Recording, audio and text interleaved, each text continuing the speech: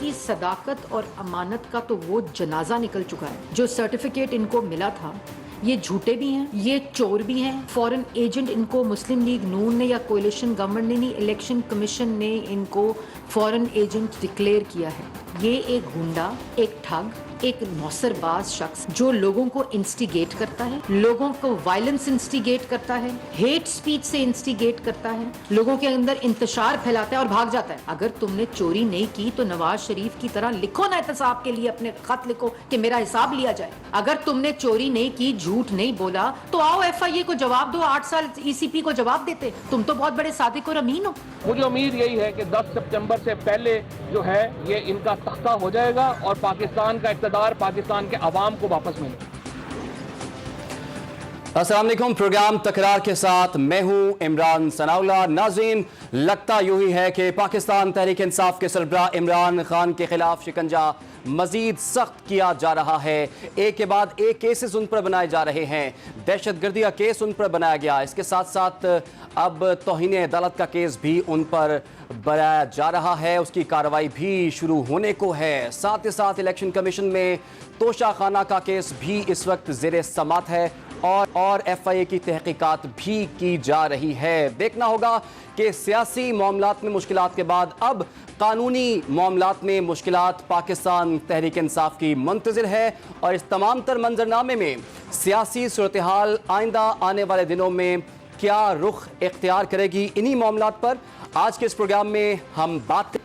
ہمیں جوائن کیا ہے پاکستان مسلم لیگ نون سے صدیق الفاروق صاحب نے, انہیں خوش آمدید کہیں گے. اس کے ساتھ ہمیں پاکستان پیپلز پارٹی کے ایم این اے قادر خان مندوخیل صاحب بھی جوائن کر چکے ہیں, انہیں بھی خوش آمدید کہیں گے. اور جمشید اقبال چیمہ صاحب پاکستان تحریک انصاف کی نمائندگی کریں گے. سب سے پہلے میں قادر خان مندوخیل صاحب کی جانب آؤں گا. قادر خان مندوخیل صاحب, آپ کی اس گورنمنٹ میں عمران خان صاحب کے خلاف اتنے کیسز بنائے گئے ہیں, لگتا ہے خان صاحب کو پھنسا لیا آپ نے. یہ ہم نے کیا پسانا تھا, جو شخص سر سے لے کے پاؤں تک کرپشن میں ڈوبا ہو, جو شخص سر سے لے کے پاؤں تک بدتمیزی میں ڈوبا ہو, جو شخص سر سے لے کے پاؤں تک غداری میں ڈوبا ہو, جو شخص نے پاکستان کے کسی ادارے کو نہیں چھوڑا, اور اب تو خواتین کا بھی احترام نہیں کیا ہے. آپ کو یاد ہے تحریک انصاف کی خاتون نے میرے ساتھ بدتمیزی کی ہے, میں نے اس کو کچھ نہیں کہا. میں ایک عام سا پیپلز پارٹی کا ورکر ہوں, اور یہ شخص پارٹی کا سربراہ ہے. کس طرح ججز, خواتین ججز کو وہ للکار ہے اور کس طرح اس کے ساتھ بدتمیزی اور بے حیائی سے پیش آتا ہے. تو یقیناً حکومت کو تو چھوڑیے, میں مطالبہ کرتا ہوں سپریم کورٹ کی چیف جسٹس سے, اسلام آباد ہائی کورٹ کی چیف جسٹس سے, کہ آپ اس شخص کے خلاف سو موٹو ایکشن لے.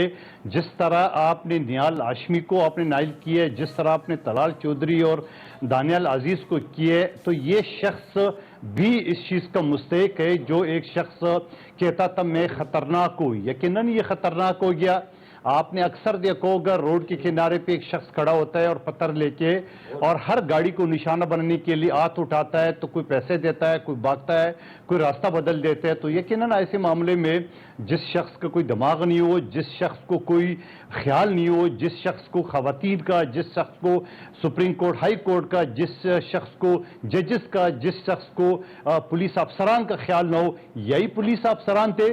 آپ کو یاد نہیں ہے جس نے ہمارے خلاف مجھ سمیت 5 ایم این اے اور 3 منسٹر کو جو ہے کہ ایف آئی اے کا ہمارے پیچھے دوڑ پڑا تھا. ہمارا قصور کیا تھا کہ ایک شخص نے جو سپریم کورٹ کے بارے میں کچھ کہا تھا, اس نے ہمیں ویڈیو بھیجی. ہمارا گناہ صرف اتنا ویڈیو, اور میرے کراچی میں جس گھر سے میں آپ سے مخاطب ہوں, یہاں ایف آئی اے کی موبائلیں لے کے چھاپے مار رہے تھے. تو سوال یہ ہے کہ یہ ساری چیزیں, اور پھر گوگا گوگی کا جو کرپشن کا سکینڈل ہے وہ تو ابھی باقی ہے. لیکن قادر خان مندوخیل صاحب, ان سب چیزوں کے باوجود, جو چیزیں آپ نے گنوائی ہیں, ان سب کے باوجود عمران خان صاحب کی پاپولیرٹی جو ہے وہ بڑھتی جا رہی ہے.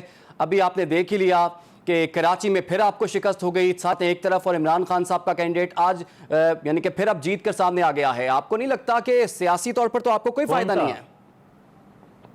کون تھا یہ سیٹ کس کی تھی؟ یہ سیٹ عامر لیاقت صاحب کو سیٹ کی جو انتقال پہ خالی ہوئی ہے وہ سیٹ تھی. اس نے اپنی سیٹ جیتی ہے. पंजाब में 20 सीटें उनकी अपनी थी, जिसमें से 5 जो है ना वो हार गए। और जिस सीट पे मैं बैठा हूं, यहां पीपल्स पार्टी ने 33 साल बाद ये सीट जीती थी। फैसल वाडा साहब की सीट थी और इनका कैंडिडेट अमजद अफरीदी 6ठे नंबर पे आ गया। और फिर अंदरूनी सिंध में 2600 हमारे जो उम्मीदवार थे बिला मुकाबला आया। पीटीआई का किसी और पार्टी का कोई उम्मीदवार ही नहीं था। तो आप किस बात की बात करें। और फिर पंजाब में जो 12 ज़मीनी इंतखाबात हुए, जिसमें 11 अपोजिशन ने, मुस्लिम लीग नून दूसरी जमातों ने जीती है।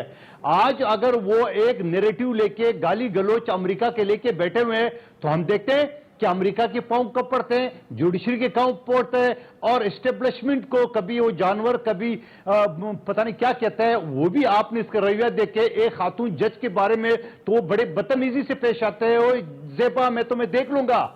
और फिर न्यूट्रल से रिक्वेस्ट करे कि खुदा का वास्ता आप अभी भी आपके पास वक्त है, हमारा साथ दे दे, मुझे हुकूमत में वापस ला के बिठा दे। याद है नवाज शरीफ साहब के बारे में बड़े ये लोग कहते थे मुझे क्यों निकाला गया। अब तो उसका नैरेटिव आ गया, मुझे क्यों हटाया गया। वो भाई आपको इस वजह से हटाया गया कि आपके पास 2018 में भी जो दांधली से आए थे तब भी आपके पास अक्सरियत नहीं थी। ठीक है जी, कादिर साहब आपका पॉइंट आ गया। थी अपोजिशन के 162 सीटें थी, आपको 17 सीटें किसने लेके दी है। तो सवाल है उस वक्त भी इनके पास नहीं था। आज पाकिस्तान की 68% वोट लेने वाली पार्टियां इस वक्त हुक्मरान है, जिसको ये पता नहीं अमेरिका पता नहीं क्या कहता है, पुख्तनख्वा की हुकूमत अमेरिका की साजिश नहीं है। ठीक है जी कादिर साहब, मैं गुफ्तगू के सिलसिले को आगे बढ़ा लेता हूं, आपके पास दोबारा वापस आऊंगा। लेकिन जमशेद इकबाल चीमा साहब, आपको इतना खौफ क्यों है, इतने केसेस बन रहे हैं, लगता है कि इमरान खान साहब को हुकूमत गिरफ्तार कर लेगी, और अगर ये गिरफ्तारी हो गई तो उसके बाद क्या होगा? देखिए पहली बात तो ये कि मैं समझता हूँ यहाँ बैठे हैं, पहली बात तो ये कि शायद आपने वो हुकूमत के 2 लोग बुला लिए, ये मुनासिब नहीं था, तजिज़ेकार बुलाना था, मुझे पता नहीं था, जब मैं आ गया हूँ। दूसरी इसमें इम्पॉर्टेंट बात जो है वो ये है कि हुकूमत के तो 2 लोग हैं, लेकिन 2 बड़ी पार्टीज के हैं, जैसे कि पाकिस्तान तहरीक इंसाफ भी एक बड़ी पार्टी है। जी चीमा साहब। नहीं, हुकूमत की बात है ना, बात तो हुकूमत की है, हुकूमत वर्सेस अपोजिशन होती है जी, ये नहीं है कोई पार्टीज़ की बात ही नहीं होती। और दूसरी बात इसमें इंपॉर्टेंट ये है कि आपने पूछा कि हमें क्या डर है। भाई हमें क्या डर हो सकता है कि जो हुकूमत है 25 किलोमीटर स्क्वायर किलोमीटर में इस्लामाबाद में, और वहाँ 3 सीटें कौमी असम्बली की, तीनों ये हुकूमत हारी हुई है। सो जहाँ पे ये बैठे हैं वहाँ भी इनका मैंडेट नहीं है। जिस जगह ये मौजूद हैं इस वक्त, या जहाँ आपका हेड ऑफिस है वहाँ भी इनका मैंडेट है। जहाँ मतलब आप पहले स्वाय ये रेड एरिया जो है, जहाँ क्या नाम है आपके हैं सेक्रेटरीट वज़ीर आज़म हाउस और वगैरह वगैरह 2-4 चीज़ें, उसके अलावा मतलब आप कह लें इनका कहाँ हुकूमत है इनकी। इनसे क्या डरना किसी ने। बेसिक जो बात है, मैं समझता हूँ तो सियासत में या जमहूरियत में फ़ैसले सियासी होते हैं और मुकाबला भी सियासी होता है। मुकाबला उसमें ये नहीं होता जी हमने पर्चा कर लिया, हमने दहशत गर्दी का पर्चा कर लिया, हमने ये भी कर लिया, हमने ये कर लिया, फंसा लिया। ये तो दाग होते हैं, ये दाग होते हैं। जो भी हुकूमत होती है उसके पास ताकत होती है, उस ताकत की बुनियाद पर वो धांधली कर सकती है। जुल्फ़िकार अली भुट्टो ने 1977 में की, 4 वज़ीर अला बिला मुकाबला जीत गए। जुल्फ़िकार अली भुट्टो साहब बिला मुकाबला जीत गए, लेकिन हुआ क्या उसका। उससे पहले 1970 की हम बात करें तो 1970 में जिस बंदे ने 166 सीटें ली थी शेख मुजीबुर रहमान ने, उसको हमने हुकूमत नहीं दी क्योंकि हमारे पास बहुत ताकत थी, हमारे पास मतलब आपका डंडा हमारे पास मौजूद था। हमने आधी सीटें लेने वाले जुल्फ़िकार अली भुट्टो को बना दिया। हम चाहते ये थे कि वो सदर पहले हमें माने, मुजीबुर रहमान हमें सदर पहले माने, फिर हम ठीक है जमशेद इकबाल चीमा साहब, वो बात तो ठीक है, लेकिन एक के बाद एक केस बन रहा है। गिरफ्तारी तो हो सकती है, जैसे कल रात को भी हमने देखा कि तमाम लोग बनीगाला के बाहर पहुंच गए, और मरियम औरंगजेब साहिबा ने तो आज न्यूज़ कॉन्फ्रेंस करते हुए यहां तक कह दिया कि इमरान खान साहब वहां से भाग गए थे। देखें मैं भी 4 दहशतगर्दी के केस भुगत के आया हूँ, आप बल्कि 5 फास्फोरस बम बनाने का केस भी भुगत के आया हूँ। हम आपके पास मौजूद है ना यहाँ पे। वली खान पे केस बना, आप कह लें जुल्फ़िकार अली भुट्टो पे बने होंगे यकीनन, इनकी पार्टी के बहुत सारे लोगों पे बने, जुल्फ़िकार अली भुट्टो के सारी औलाद पे बने। जहाँ कहीं भी आपने गैर सियासी फैसला, डंडे के ज़ोर पर फैसला, गैर जमहूरी फैसला किया, उसकी कोई औकात नहीं है, उसका कोई मतलब नहीं है वो। आज मैं समझता हूँ पीपल्स पार्टी और नून लीग सियासी पार्टियाँ थी। ये सियासी पार्टियां इस वक्त अपने जो आका हैं, अपने जो आपका बॉस हैं, उनकी गेम खेल रही हैं। काम वो करते हैं, काम वो डालते हैं, ये आके टीवी पे बैठ जाते हैं जी हमने किया है। भाई आपकी क्या औकात है, आप कैसे कर सकते हैं, आप तो कर ही नहीं सकते आप। और दूसरी बात कि ये दाग हैं, आप अपने झोली में क्यों डालते हैं। پولیٹیکل پارٹی کو کسی پہ تشدد کرنا، پولیٹیکل پارٹی کا کسی کو اغوا کر لینا، کسی پہ بلا وجہ کیس کر دینا، یہ اس کو اپنی جوری میں ڈالنا نہیں چاہیے۔ پیپلز پارٹی کا ریکارڈ بہتر تھا، اس کا ریکارڈ مسلم لیگ نون کا تو کبھی بھی ریکارڈ اچھا نہیں تھا، فریڈم آف ایکسپریشن کے حوالے سے، جمہوری قدروں کے حوالے سے پیپلز پارٹی کا ریکارڈ بہتر تھا۔ اور زرداری صاحب شاید آج بھی تھوڑے سے خاموش ہیں، یہ آپ کہہ لیں قادر مندوحیل ایسے بلا وجہ اچھل رہے ہیں، مناسب نہیں ہے، ان کو بھی پارٹی کا جو ریکارڈ ہے اس کو مینٹین کرنا چاہیے۔ تو نواز شریف کا ریکارڈ ہمیشہ سے گندا تھا، لیکن آج میں سمجھتے شاید نواز شریف بھی نہ چاہتے ہوں، شہباز شریف زیادہ کمزور آدمی ہیں، انہیں لایا گیا ہے، وہ لا کے کسی ایک بندے کی، اس ملک میں دیکھیں، اس ملک میں تو آپ کہہ لیں سارا ملک تو لٹکا ہوا ہے کہ کسی ایک آدمی اپوائنٹمنٹ پہ لٹکا ہوا ہے۔ بھائی اس طرح تو نہیں ملک ہوتے، بھائی ملک اس طرح تو نہیں چلتے، یہ ملک اس طرح تو نہیں چلتے، ملک اس طرح کے ہونے نہیں چاہیے۔ اس طرح کے ملکوں نے کبھی ترقی کی ہے؟ اس خطے میں سب سے پیچھے رہنے والا ملک جو ہے برما، وہ جول آف دا کراؤن تھا ملکہ برطانیہ کا، سب سے بہتر زمین اس ایشیا میں، سب سے زرخیز زمین اس کی تھی، آج سب سے پیچھے ہے۔ وجہ کیا ہے؟ وہی چیز یہاں پہ ہو رہی ہے۔ میں سمجھتا ہوں مجھے ثناء اللہ کو، عمران ثناء اللہ کو، قادر مندوحیل کو، صدیق الفاروق کو بیٹھ کے یہ ایفرٹ کرنے چاہیے کہ ہم یہاں جمہوریت کو لے کے آئیں، ہم یہاں کسی کے کیے ہوئے جرم جو ہیں، کسی کے شغل، جمشید اقبال چیمہ صاحب، اسی اہم نقطے کو میں صدیق الفاروق صاحب کے سامنے رکھوں گا۔ صدیق الفاروق صاحب، جیسے کہ چیمہ صاحب نے بھی کہا کہ سب کو مل کر یہ کوشش کرنی چاہیے کہ جمہوریت پنپے، جمہوریت بڑھے، لوگوں کے حقوق ہوں، لیکن یہاں پر آپ ایک کے بعد ایک کیس کری جا رہے ہیں، پھر بات کرتے ہیں کہ عمران خان صاحب کو گرفتار بھی کر لیں گے، اس سب سے کیا ملے گا آپ کو سر؟ بسم اللہ الرحمن الرحیم، بہت شکریہ۔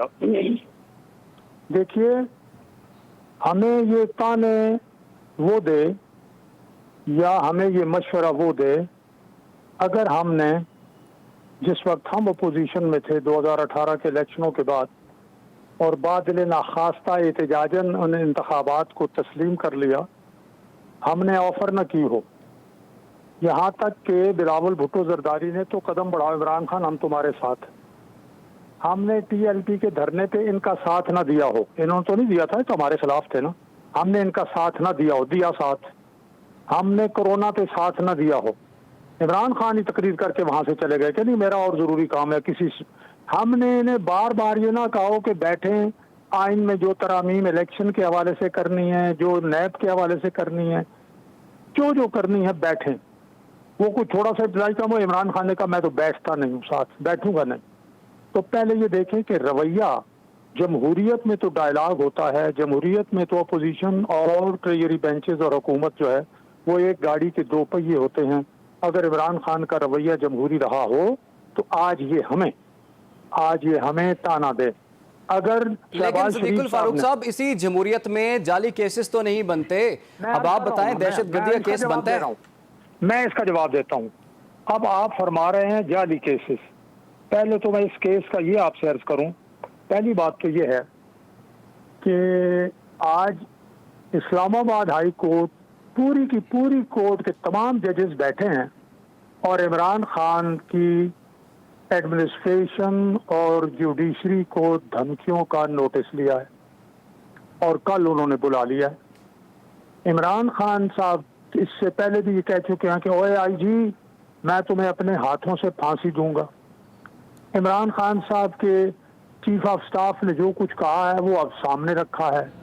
اب یہ مقدمہ مسلم لیگ نون نے سیاسی نہیں قائم کیا، یہ مقدمہ جنہوں نے قائم کیا ہے وہ قانون کے مطابق قائم کیا، اور یہ یاد رکھیں کہ جمہوریت، آئین کسی کو قانون ہاتھ میں لینے کی اجازت نہیں دیتے۔ آپ اگر یہ کہیں کہ سپاہی سے لے کے بریگیڈیئر تک تو ہمارے لوگ ہیں، اور ان کو کہیں کہ آپ نے اپنے سینئرز کا حکم نہیں ماننا، اس کا مطلب ہے آپ فوج میں بغاوت کروا رہے ہیں۔ تو صدیق الفاروق صاحب، یہ کیا بات یہ طے ہو چکی ہے کہ عمران خان صاحب کی گرفتاری ہونی ہے؟ اطلاعات یہ بھی ہے کہ وزارت داخلہ نے وزیر اعظم سے اجازت بھی مانگ لی ہے اس کی۔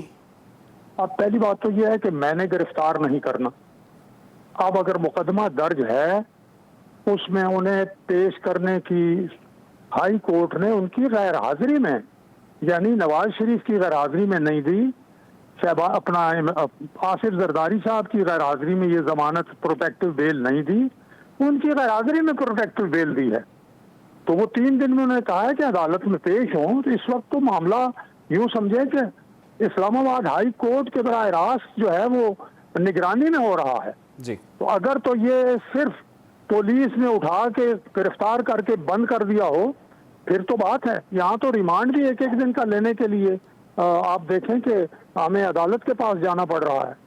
تو اس لیے یہ اتنی الزام لگا دینا جو ہے خواہ مخواہ کا الزام. یار ٹھوس دلائل تو دیں نا. اگر آپ کے پاس ٹھوس دلائل نہیں ہیں تو پھر اس طرح نہ کریں. اور چیمہ صاحب دیکھیں, چیمہ صاحب پڑھے لکھے آدمی ہیں, پڑھاتے رہے ہیں, اور ویسے بھی مطلب ہے گفتگو بھی مناسب اچھی کرتے ہیں. تو انہیں جب یہ بات کرتے ہیں تو میں یہ کہوں گا کہ میرے بھائی آپ گفتگو کرتے ہوئے دلائل دیں, حقائق سامنے سر. رکھیں. لیکن صدیق الفاروق صاحب, جمشید اقبال چیمہ صاحب کے بارے میں آپ نے بڑے اچھے ورڈز یوز کیے ہیں, لیکن انہوں نے یہ کہا ہے کہ مسلم لیگ نون کا ریکارڈ کوئی اتنا اچھا نہیں ہے. پیپلز پارٹی کو پھر کچھ نمبر دے دیا انہوں نے آج. وہ تو وہ جی ان کی اپنی ان کی مرضی ہے نا, وہ جس کو نمبر دیں نہ دیں, کیونکہ ممتحن وہ ہیں. جب میرے پاس ان کا پرچہ آیا تو میں نے حقائق آپ کے سامنے رکھ دیے کہ لیجئے یہ حقائق ہیں, یہ عمران خان کا عمل ہے, اس کے جواب میں آپ بتائیں. عمران خان صاحب نے پورے الیکشنوں کو کہہ دیا. عمران خان صاحب نے 35 پنچروں کی بات کی. عمران خان صاحب نے کیا کیا نہیں کہا, ہر بات پہ یو ٹرن لیا. تو کیا میں یہ غلط کہہ رہا ہوں؟ اگر میں غلط کہہ رہا ہوں تو آپ کہیں صدیق الفاروق صاحب مسلم لیگ نون کا ریکارڈ غلط ہے, خراب ہے. اگر میں آپ کے سامنے حقائق رکھ رہا ہوں اور اس کی کوئی تردید نہیں کر سکتا, کوئی معقول شریف آدمی ان حقائق کی تردید نہیں کر سکتا, تو پھر عمران خان صاحب کا رویہ دیکھیں. ٹھیک ہو گیا صدیق الفاروق صاحب, آپ کا پوائنٹ آ گیا. آپ نے حقائق کی. حقائق ہر جماعت کے, ہر نظریہ رکھنے والے شخص کے ڈیفرنٹ حقائق ہوتے ہیں. حقائق پر بھی ہم بات کریں گے اور پھر یہ بھی پوچھیں گے کہ اتنی سخت مارکنگ ایک دوسرے کے خلاف کیوں کی جا رہی ہے. حاضر ہوں گے ایک بریک کے بعد, آپ ہمارے ساتھ رہیے.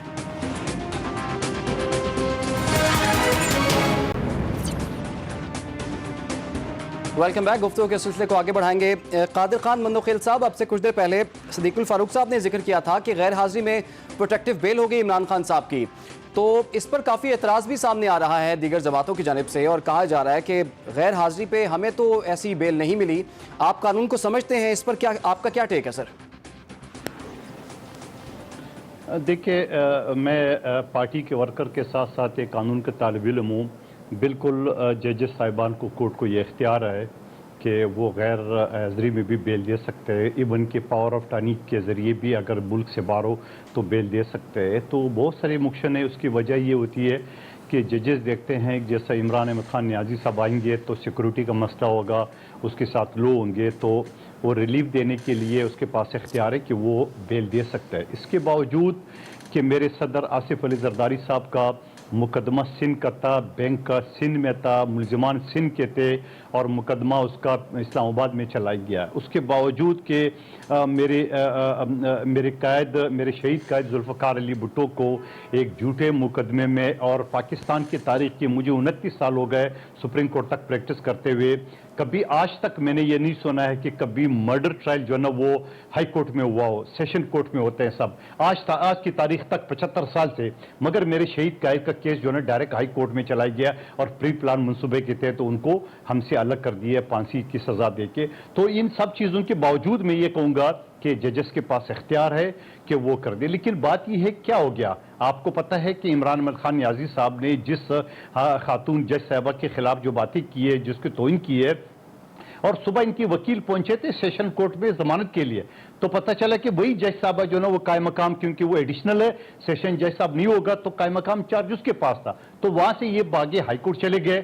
اور میرے حساب سے میں پھر یہ کہوں گا اس کے ساتھ ساتھ کہ ہائی کورٹ کا وہ کیس تھا ہی نہیں ہے, مگر ہائی کورٹ نے سن لیے, اس کو پروٹیکٹیو بیل دیتی ہے. ایک بات یاد رکھنا, ہائی کورٹ پروٹیکٹیو بیل دے سکتی ہے, مگر ہائی کورٹ جو نا وہ انٹیریم بیل نہیں دے سکتی تھی. اسی وجہ سے ہائی کورٹ نے اس کو 3 دن کا پروٹیکٹیو بیل دے کے واپس اسی خاتون جج صاحبہ کے پاس جس کے ایف آئی آر اس کی کٹی ہے اسی کے پاس بھیجے. اگر وہ سیشن جج صاحب آ جائے تو یقیناً جج صاحب دوسرا ہوگا. تو پروٹیکٹیو بیل کا مطلب یہ نہیں ہے کہ اس کو کوئی ریلیف مل گئی. ریلیف یہ مل گئی ہے کہ وہاں جب سیشن کورٹ میں جائے گا یہ عمران احمد خان صاحب تو اس کو کوئی ارسٹ کرے گا, لیکن وہاں بھی جج صاحب کا مرضی ہے کہ وہ انٹیریم بیل دے یا پھر کنفرمیشن بھی اس کی کینسل کرے. یہ بات کی بات ہے. لیکن سوال یہ ہے کیا ہو گیا. میں تو آپ کے توسط سے جمشید چیمہ صاحب سے سوال کروں گا, کیا ہو گیا. میرے قائد کو جھوٹے مقدمے میں پھانسی چڑھا دی ہے, بی بی شہید کو دہشت گردوں نے ہم سے الگ کر دی ہے, 2 مرتبہ ہماری حکومت ختم کر دی ہے, نواز شریف صاحب کی 2 مرتبہ حکومت ختم کی ہے, نائل کر دی ہے, اس کو اقامہ اور پتہ نہیں کیا کیا اس میں اس کو نائل کر دی ہے. کم بیک کر دیے, واپس آ گئے, آج اس کا بھائی پرائم منسٹر پاکستان کا ہے. تو اگر تحریک انصاف والی یہ کہتے ہیں یا عمران نیازی صاحب یہ کہتے تھے کہ میں پاکستان آیا ہوں صرف پاکستانی عوام کی خاطر, تو کرسی چھین گئی. ایسا لگ رہا ہے کہ جسم کا ٹکڑا ہی الگ ہو گیا ان سے. بھائی آپ محنت کریں, واپس کم ٹھیک ہے, دیکھو. سوال پوچھ لیتے لیکن ہیں اگر آپ جمشید کا اقبال یہ چیمہ خیال ہے صاحب کہ سے. میں اداروں کو آپ نے ڈرا دوں گا, نقطہ اٹھایا. آپ کا چیمہ یہ صاحب خیال ہے کہ میں اداروں کو چڑھا دوں گا, میں ڈرا دوں گا, ایسا نہیں ہونے والا ہے. ٹھیک ہو گیا. چیمہ صاحب آپ کے بارے میں یہی چیزیں کہی جا رہی ہیں پاکستان تحریک انصاف کے بارے میں کہ نہ کسی عدالت کو مان رہے ہیں, عدالت میں پیش نہیں ہوتے, الیکشن کمیشن کی جورسڈکشن کو نہیں مانتے, ایف آئی اے کی تحقیقات میں تعاون نہیں کرتے. تو پاکستان تحریک انصاف اگر یہ کرے گی تو پھر آپ سمجھتے ہیں کہ واقعی پھر یہ انصاف کا نظام یہاں پر قائم ہو سکتا ہے؟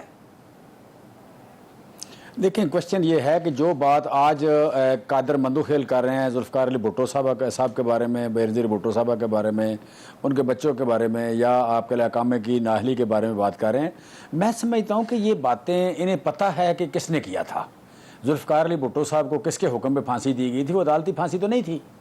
اچھا, وہ آپ کا جسٹس نسیم حسن شاہ نے کیا کہا, یہ تاریخ کا حصہ ہے. ٹھیک ہے, آج مسلم لیگ نون بھی کہتی ہے کہ عدالتی مرڈر تھا, ہم بھی کہتے ہیں, یہ بھی کہتے ہیں. بے نظیر صاحبہ کا جو کچھ ہوا ساروں کو پتہ ہے. میں جسٹس اپنا قادر مندوخیل کے ساتھ ہوں.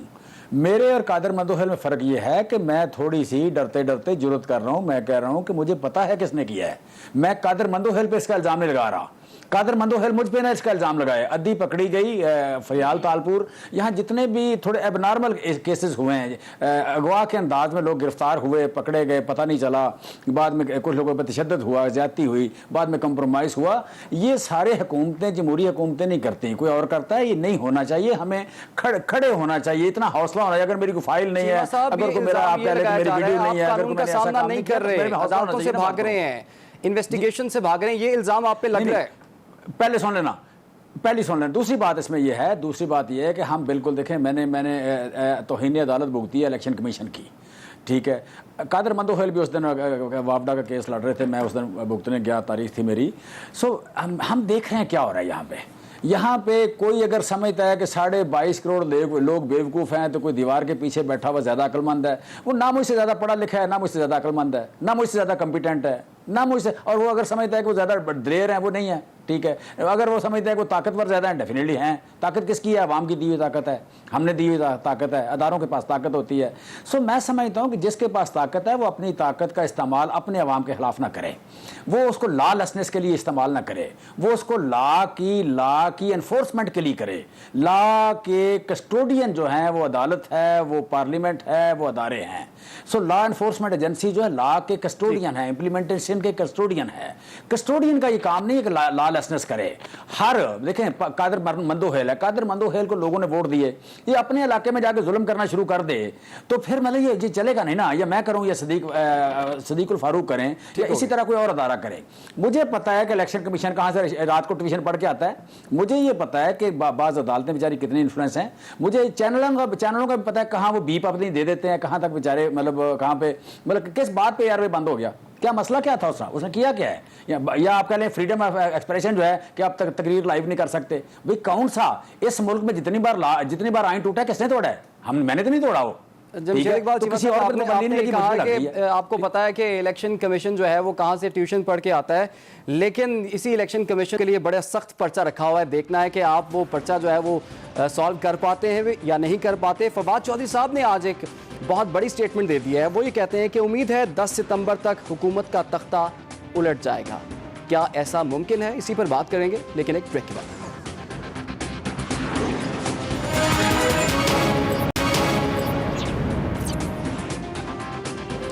گفتگو کے سلسلے کو آگے بڑھاتے ہیں. صدیق الفاروق صاحب, اب سے کچھ دیر پہلے ہم نے جب بات کی تھی کہ تو فواد چودھری صاحب کا یہ بیان ہم نے شیئر کیا تھا لوگوں سے کہ وہ یہ کہتے ہیں کہ 10 ستمبر تک حکومت کا تختہ جو ہے وہ الٹ جائے گا. اتنا شور مچایا ہوا ہے آپ لوگوں نے, آپ کو پتا ہے کہ آپ کا 10 ستمبر کے بعد آپ کی حکومت ہی نہیں ہے؟ جی پہلی بات تو یہ ہے کہ یہ دن کتنے رہ گئے ہیں, 8 اور 8 16 17 دن ہے نا جی, یہ بھی دیکھ لیں گے. لیکن یہ ان کا ٹریک ریکارڈ کیا ہے؟ پرویز اپنا شیخ رشید کی طرح ہر چند دن کے بعد ایک جھوٹ بولنا, ہوتا کچھ بھی نہیں ہے. پرویز اپنا شیخ رشید نے کہا تھا ڈالر اتنا اگر آ گیا تو میں استعفیٰ دے دوں گا اسمبلی سے. اسحاق ڈار صاحب نے کہا پھر اب کیا کرو گے؟ اچھا جی میں استعفیٰ. انہوں نے کہا نہیں مت دو استعفیٰ. یہ اس وقت سے لے کے آج تک یہ ایک روز نیا ڈرامہ کرتے ہیں. اسی طرح سے یہ وہی ہیں فواد چودھری صاحب سلیق الفاروق صاحب، جنہوں شیخ نے صاحب کا عمران آپ نے خان کے ذکر کیا ہے، لیے ان کا بیان بھی میں آپ سے شیئر کر لیتا ہوں. انہوں نے بھی یہی کہا ہے کہ عمران خان ستمبر میں ایک فائنل کال دیں گے اور ملک پورا جام کر دیں گے. پھر آپ لوگ کیا کریں گے اب؟ اچھا یہ اچھا وہ ان کو 25 مئی یاد دلا دیں. ان کو 25 مئی یاد دلا دیں، وہ ساتھ تھے اس دن. تو ایک اور 25 مئی بلکہ اس سے بھی برا ہوگا انشاءاللہ. میں صرف یہ عرض کرنا چاہ رہا تھا کہ میرے بھائی جمشید چیمہ صاحب نے کہا کہ یہ آقا کی گیم کھیل رہے ہیں. مجھے یہ بتائیے کہ یہ بار بار عمران خان نے کہا ہے کہ جناب وہ ہمارے تو جناب جب بل پاس ہونے ہوتے تھے اور بجٹ پاس کرنے کے لیے ہم تو ایجنسیوں کو فون کرتے تھے کہ ہماری مدد کریں. اور آپ جو 100 دفعہ کہہ چکے ہیں کہ بھائی آپ نیوٹرل نہ رہیں، مدد کریں، میری حکومت کو ہٹائیں. تو یہ آئین کی خلاف ورزی کی کال بار بار عمران خان صاحب دے رہے ہیں یا ہم دے رہے ہیں. اس پہ کیا کہیں گے؟ اور ابھی وہ کہتے ہیں کہ میں دہشت گردوں کے ساتھ تو مذاکرات کروں گا، سیاسی جماعتوں کے ساتھ نہیں کروں گا. یہ کون کہہ رہا ہے؟ میرے یہ بھائی تو کہہ رہے ہیں کہ جی بیٹھنا چاہیے ہمیں، وہ جو ہم جانتے ہیں کون یہ ساری گیم کر رہے ہیں. تو بھائی پھر آپ اپنے لیڈر کو کہیں کہ وہ عقل کے ناخن لیں، وہ ہوش کریں، پھر ان کے ساتھ بیٹھیں جو جمہوریت اور آئین کی بات کرتے ہیں. ٹھیک ہے ٹھیک ہے، چیمہ صاحب سے پوچھ لیتے ہیں. چیمہ صاحب، ہاں جی، آپ پھر عمران خان صاحب کو راضی کر لیں گے ان کے ساتھ بٹھانے کے لیے؟ دیکھیں یہ جو جمہوری قدریں ہیں، یا دیکھیں سب سے پہلا ایشو تو یہ ہے کہ اس ملک میں ہم 3 بندے بات کر رہے ہیں اور تینوں بندے آپ بھی اس بات پہ متفق ہیں کہ 1977 کے بعد جو بھی الیکشن آیا اس میں کچھ نہ کوئی داغ یا اس پہ الزامات رہے ہیں دھاندلی کے. اور میں سمجھتا ہوں جمہوریت تو شروع ہی فری اینڈ فیئر الیکشن سے ہوتی ہے. مینڈیٹ ہوتا ہی وہ جو پولوٹڈ نہ ہو یا کرپٹڈ نہ ہو. لہٰذا پہلی بات تو فری اینڈ فیئر الیکشن کرائے جائیں. فری اینڈ فیئر الیکشن جو ہے اس کے لیے بیٹھنا چاہیے، کیوں نہیں بیٹھنا چاہیے، بات کرنی چاہیے. اچھا دوسری جو بات ہے کہ میں سمجھتا ہوں کہ ہمیں ایک دوسرے کا سیاسی مقابلہ کرنا چاہیے.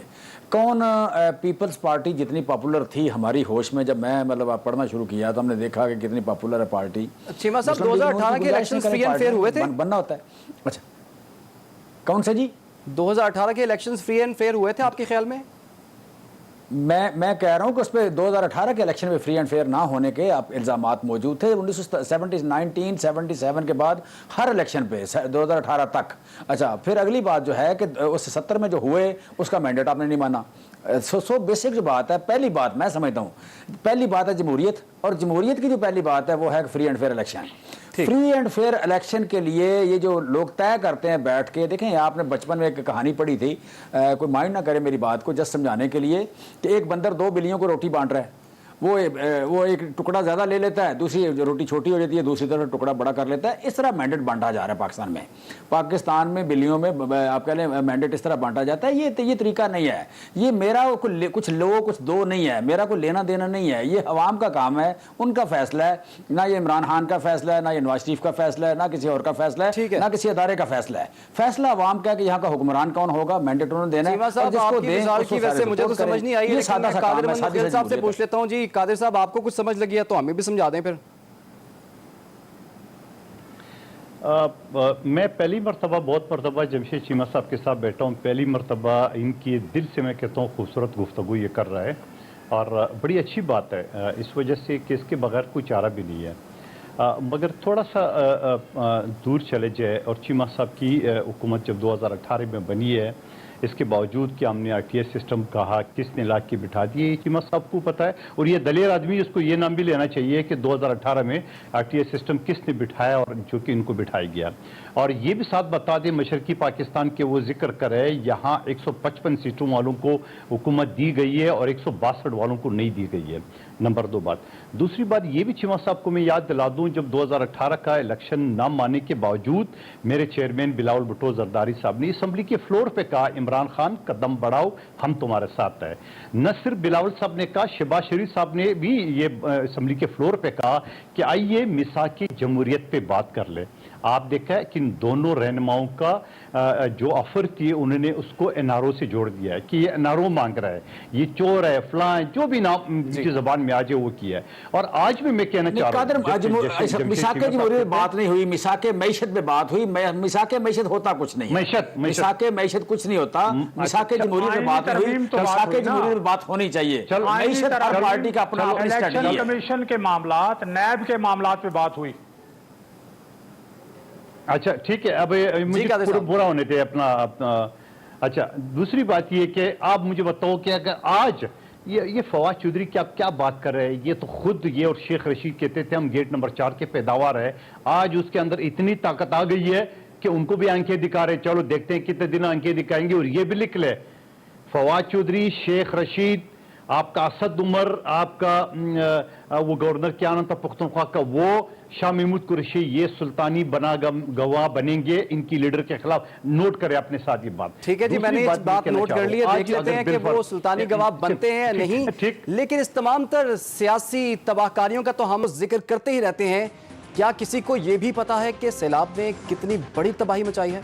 इसी पर बात करेंगे, लेकिन एक ब्रेक के बाद।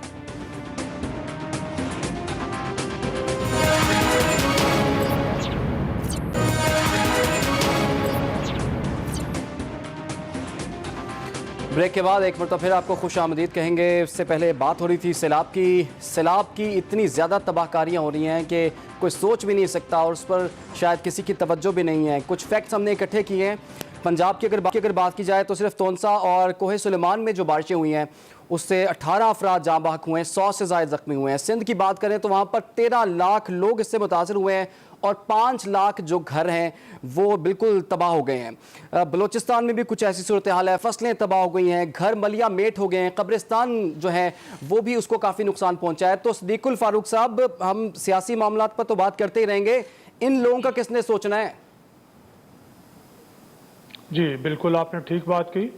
बात यह है कि ये कुदरती आफात हैं, ये दुनिया में हर जगह तरक्की याफ्ता मुल्कों में भी आती हैं, मुश्किलात वहाँ भी होती हैं, लेकिन चूँकि वो हुकूमतें वसाइल मुनज़्ज़म होती हैं ज़्यादा और इदारे मुस्तैद हैं तो वो जल्दी संभाल लेते हैं। हमारे यहाँ भी NDM में प्रोविंशियल डिज़ास्टर मैनेजमेंट अथॉरिटीज़ मौजूद हैं, लेकिन शायद कुछ देर हो गई। अब यह है बुनियादी ज़िम्मेदारी सूबाई हुकूमतों की है। मरकज़ी हुकूमत मैदान में उतरी हुई है। शहबाज शरीफ साहब ने 2 दौरे बलूचिस्तान के किए, सिंध का किया, और 10 लाख रुपए जो मरने वाले हैं अल्लाह उन्हें बख्शे उनके लिए 2 लाख रुपए ज़ख्मी, इसके अलावा मकानों की तामीर के लिए ऐलान करते चले जा रहे हैं। फंड्स वो NDM को दे रहे हैं।